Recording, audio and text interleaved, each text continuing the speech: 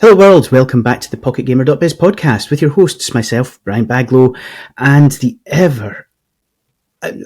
nope, I had it in the tip of my tongue there, Peggy. No, it's just because you're speechless, Brian. It's an adjective beyond hyperbole. No, go ahead.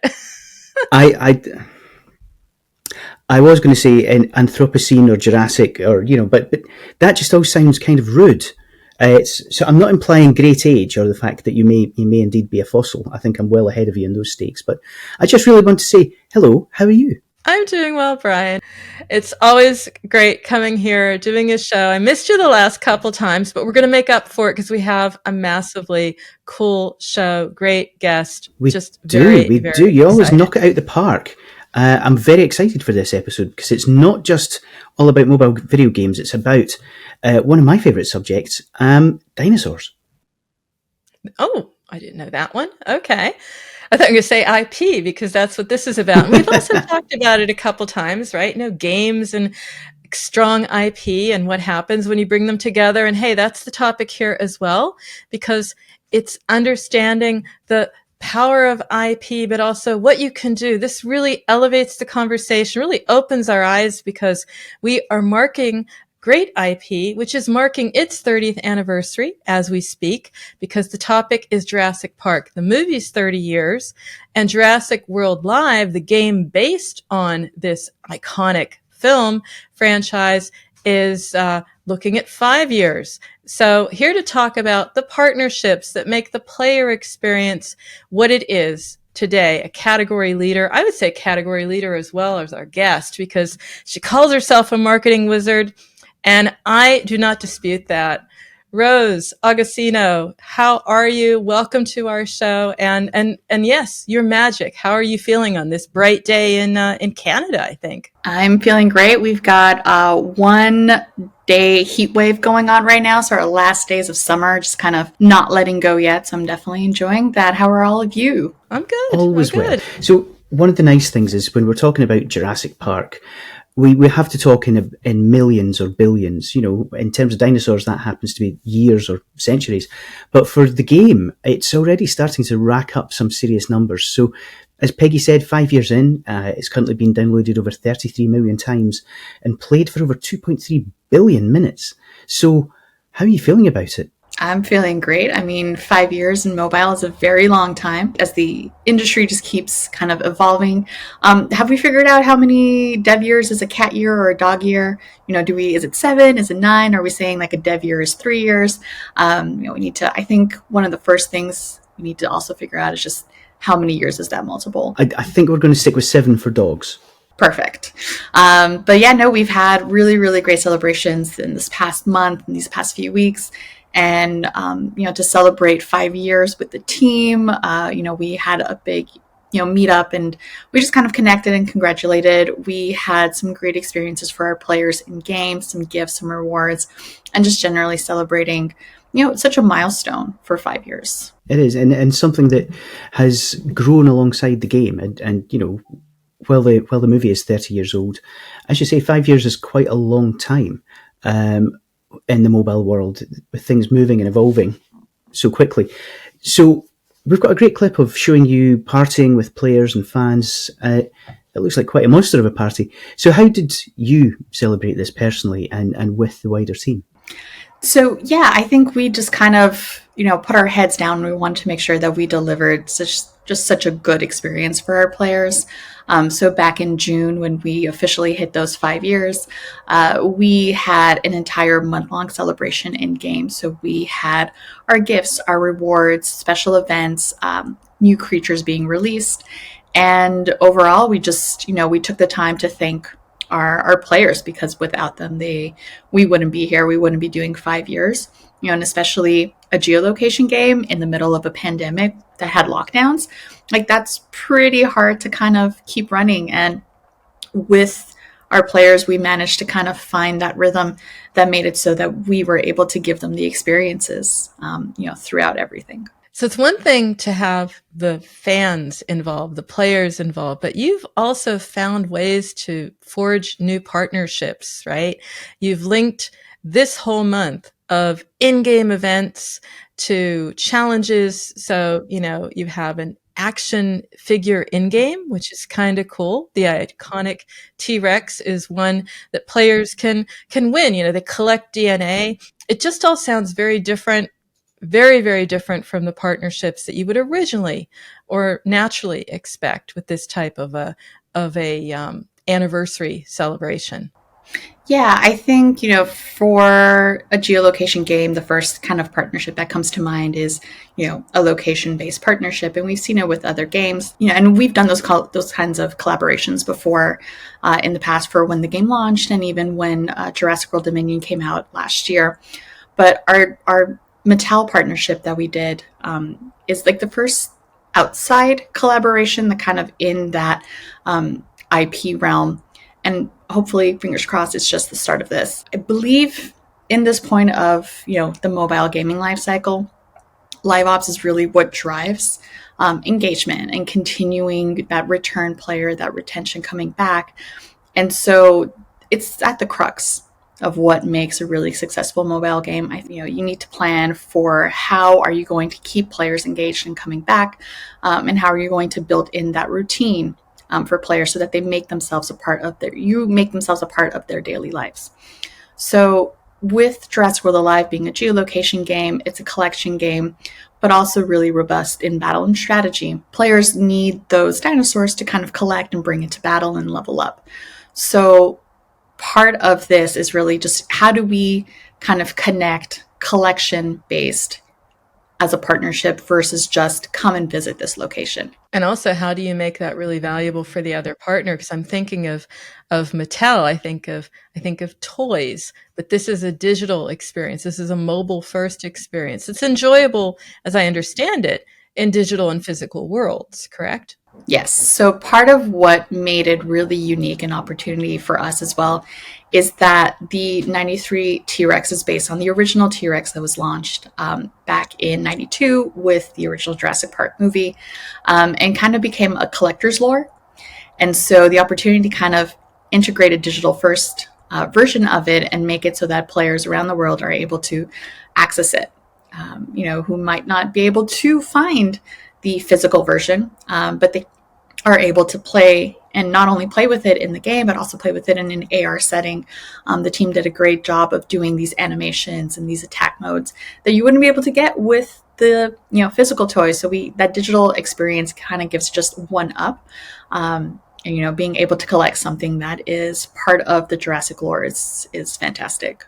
When you have a piece of property, piece of IP with that kind of legacy, that sort of real heritage and decades of fans, multiple generations of fans, building out a new experience and something as different as mobile can be really challenging. And the fact that you guys are on so many millions and billions of downloads and minutes played really kind of shows that you've stayed true.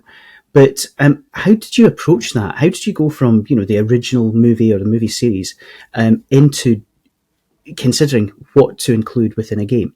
I'm personally a really, really big sucker for nostalgia. I think that this is the era of nostalgia right now.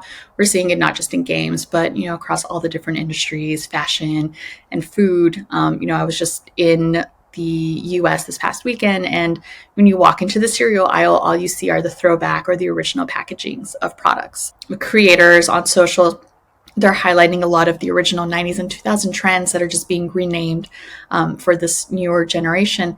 And so we're kind of seeing that shift happen over time of like a nostalgia driven or, an easier era. And I think it's really important for the games as well to kind of be part of those conversations and kind of have that throwback feeling, providing that experience, that nostalgic feeling of, hey, I remember when I used to do this when I was younger, especially as we see not just our players age with the game, it's, we're 5 years old. And so different life cycles, but we're also seeing that parents like to play with their kids. And so it's that opportunity to be like, oh, when I was your age, this is what I used to play with. So when we are looking at kind of any collaborations, we want to make sure that the partnership feels natural. And for Jurassic World Alive, we were coming off the 30th Jurassic Park anniversary as well. And so we had that built-in nostalgia that we could leverage. And then we had the opportunity to partner with Mattel. We need to figure out a way to make this so that it's seamless, and that it feels right for the players. It doesn't feel like just, something, we need to do it. And, we wanted to make it feel like players wanted to experience this. It's the possibility. It's a vehicle to reach entirely new audiences as well. There's one that's the nostalgic, but then there's the other that maybe discovers this for the first time. So was that what you saw also in the appeal of this, Rose? Yes. So definitely part of that is reaching out to new audiences, and seeing, hey, if you're a fan of a collector, here's an opportunity to kind of collect something in a unique fashion. If you are new to dinosaurs, this might be the dinosaur you're like, I need this. So there's different ways to kind of reach out to new and existing players. Also, anyone who is a big fan of the franchise, maybe this is the way to kind of get them into a game. With all the changes happening to the mobile industry and the way that user acquisition and growth happens, product marketing is looking at different ways to kind of reach new audiences that we otherwise can't get. How do you keep them, engaged? And you mentioned LiveOps. How do we, kind of fold that into the initial design decisions? Or is that something that you have to kind of know is coming down the road, but you don't have to deal with it until the game's, further into development? I think from a production point of view, knowing how you're going to keep engaging your players beyond that launch window, or update window is going to be, I think, the crux of your longevity in the mobile gaming. So for Jurassic World Alive, again, LiveOps is such a driver for all our engagement, from, collection to battle. And so part of what makes Jurassic World Alive, again, that geolocation. So we're able to distribute over 300 dinosaurs, and that amount just keeps growing every time we release new creatures. And we're able to distribute them in ways that are go out on the map and explore, or engage in these events where it's exclusive to the event itself. And so having this kind of long-term plan of how are we going to be able to keep bringing players back and having them enjoy the experience, this is what's going to improve that stickiness. This is what's going to improve that whole life cycle of our player. Just curious what you think was the coolest, stickiest, most popular sort of event, in-game happening or external world opportunity feature that really kept people coming back? I think so. The way that the game works is that you need to collect DNA shards. And then as you collect enough, you're able to unlock the creature and add it to your roster and engage with it, put it in our sanctuary, which is kind of like a little enclosure where you can, play and feed the dinosaur. And so what we did is we released in sporadic moments our Mattel creature, our Mattel dinosaur on the map. So players really needed to go and engage and kind of explore the neighborhood. Certain places it was guaranteed, certain places you really had to look and fingers crossed. And so because you needed to kind of keep coming back to collect enough shards to be able to unlock it, it drove that stickiness because you want to be able to unlock it. It's not a one and done. It is, piece it together. I want to get to another value here that you bring to the interview, Rose, is you have been in the trenches. Yeah. You brought in Mattel, your IP, the partner with your IP. Love to hear how you work through the benefits for all the parties, because it's complex. I don't know how you got in touch with them. What was it? You sort of like came to them, LinkedIn, met them at a party. This is not a name that you just sort of pop up and say hi. No, and I think thankfully we have really great partners with, with Universal, and we have, great working relationship with them as well. And so part of the larger Jurassic franchise, Mattel is also one of their partners. And so we, were having conversations and we were seeing how we could work together. Was there an opportunity? Was there something that fit product wise, for our audience? Was there something that would work? And was there something that would work with Mattel? Working with brands is always a little bit tricky. There is a lot of involvement. And so we want to make sure that all the partners are happy, that everyone is aligned with the goals, with the expectations, and that everyone has signed off, everyone who needs to sign off on the content has seen the content and is aware, and it's good to move forward. It's always a little bit of timeline juggling, making sure that we're working backwards from when our launch window is to there's less stress, and everyone is good on it. Was it more than a year in the making? It was close to, just all the pieces from our Jurassic celebrations in June to now. This was something that was constantly ongoing for 6+ months. A valuable lesson for our audience would be how to forge these partnerships. What is a do? What is a don't? Even something as simple as how to start the conversation. What would you like to share? COVID obviously changed a lot of things, and it changed a lot of the email to the quick, hey, can you jump on a call? And it also just opened up a lot more opportunities to collaborate, because you didn't have to go and find that person, and schedule that in-person meeting. You're able to just kind of, hey, let's hop on a call and let's discuss. It's just a lot of, hey, I have this idea. What can you do to help? Who can you put me in touch with? When you have such big organizations who own such big franchises, it must be a little bit like 3D chess in terms of, where we take this and how we go. Did you go in with an initial idea, or did you go in essentially going, would like to explore, would you be willing to work with us? Yeah, it was definitely more of the exploratory, hey, this could be cool. We're seeing a lot of this happening in mobile games right now. I feel like in the last year and a half, 18 months, we're seeing more and more of these, brand collaborations, both with IP-based games and owned games, original IP. And so, we want to be like, okay, what is something that fits within the Jurassic universe? So obviously working with a partner who already has access to that, to that content, to that franchise. And so we were already on the same page. We're not going through, hey, this is something that is completely off, out of scope.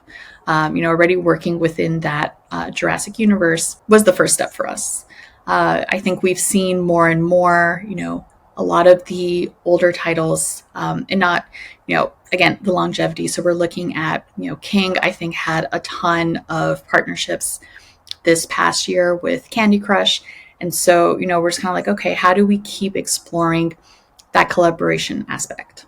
As Peggy said up front, you're a wizard. You've been doing this for a while. So can you kind of walk us through the journey, even a few steps, and kind of give us any insight into the sort of the horse trading and the deals that were necessary to get this fantastic game over the finish line? I can't go too much into the details, all secrecy and some of the magic needs to be, stay hidden. But a lot of it is, just kind of talking through expectations, talking through kind of what are the forecasts. And so communication is truly key in this place. We want to make sure, again, that no one is going to be surprised by the time the drop date comes. We want to make sure that all partners have, visibility, understand, what are the expectations, especially if it's the first collaboration in this regards. You definitely want to be a little bit more conservative, a little bit more realistic as you kind of gauge your expectations and kind of gauge player feedback as well. Depending on, the timelines you have, sometimes being able to reach out to the fan base and the player base, and also checking in, kind of doing a pulse check. Is this, you can kind of get an idea of what IPs or collaborations or just even content in general that players want to see in game through surveys or market research. And so it's just a way to make sure that you're aligned with your players and also with your product goals. Very interesting point. I was going to bring that up, how to find out about the players. So you used user surveys, focus groups, that sort of thing to sort of like take an occasional temperature check along the way and sort of readjust is what I'm hearing. Yeah. So if the company, if your game has the means to, and has a, we have Jurassic World Alive has a very active and involved player base. For example, we do often community choice thematics. And so we ask our players, what kind of creatures would you like to see in the upcoming event? And we get upwards, in the thousands of responses very quickly. They're very vocal. And that kind of is a testament to how we've built our communities and how we've built our communication strategies within our player base. So we're able to get that kind of feedback almost real time. We also monitor what players are saying online, even if it's just sneaking into the Reddit boards or the Discord boards, just getting that feedback. So sometimes we don't even need to ask them. Sometimes they'll let us know exactly what they would love to see in the game. And, sometimes the stars align and we're able to pull some of it off. About the forecasting or what you think is going to happen, of course, you have to be realistic. And you said yourself, a little bit conservative, but you also have to be confident. And I know you, Rose. You're the person who will say exactly what she thinks. And I think that there are valuable lessons here for our audience in standing up for what you're confident in, how to say, this is right, these are going to be the results, or this is how I see this needs to be, because, hey, at the end of the day, it's my game too. Your characters, your IP is amazing, but, I have this hunch. How do you balance that? What are some lessons for unlocking that, but still overall keeping the balance in a partnership? It is communication. It is kind of, addressing if there are disagreements or if there are concerns. It really is just addressing the main points of those concerns. Oftentimes, some comments might be hiding other concerns. And so something that might, it's going left, but actually the concern is on the right. And so it really is just open communication, letting, just getting into the deep dive. And if there are problems or issues or, hey, you know what, we don't think we can do it. Well, it's actually because a timeline is wrong. And so sometimes it's just, aligning and, figuring out why any pain points could be. It takes a team. So tell us a little bit more about your team, the skills, the backgrounds, the disciplines, and then also what you're going to be looking for in the future to keep this game, at the forefront of the global mobile market. Yeah, I think the team, we have a great team. Majority of them are based in Montreal, and so being able to kind of go into the studio and see them as well and kind of have those brainstorms, collaborations in person and having that, thought share happen is a really great way to ensure that you constantly have this evolution and, you're not just in a silo, just kind of thinking of your own things. The team, we have some members of the team who have been there since launch, and we have people who have, come in over time. And so there's this nice mix of, people who have been with the brand and the franchise who know instinctively what is good and what is not good, or what can, work with our players and what the players expect versus people who are bringing in new ideas. And so it is that collaboration of what do players want versus what can we give them that they're not expecting or they haven't seen yet. And so there's a lot of, kind of bringing in fresh ideas that is really important for the game's longevity. And in terms of, live ops, in terms of, running this game, hopefully for another 5 years, possibly for another 72 billion. What is it that you're going to be doing next? Where are you taking us next, Rose? We do have a very strong, PvP and, real-time player versus player, and we have our guilds and our alliances. And so we are looking at ways to kind of emphasize some of that real-time experience and how to, play with real-time players in the game and play with your friends or play against your friends. So that is something that should be coming down the line soon. So you're in charge of product marketing, right?